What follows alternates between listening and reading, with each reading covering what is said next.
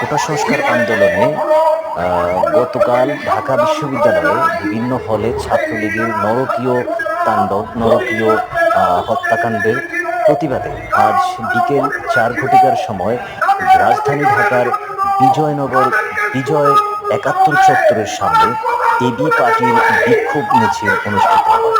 উক্ত বিক্ষোভ মিছিলে বিক্ষোভে অংশগ্রহণ করেন এবি পার্টির কেন্দ্রীয় নেতৃবৃন্দ। এতে এবি পার্টির মহাসচিব মুজিবুর রহমান মঞ্জু এবং এবি পার্টির ভাইস চেয়ারম্যান জনাব অ্যাডভোকেট তাজুল ইসলাম উপস্থিত ছিলেন।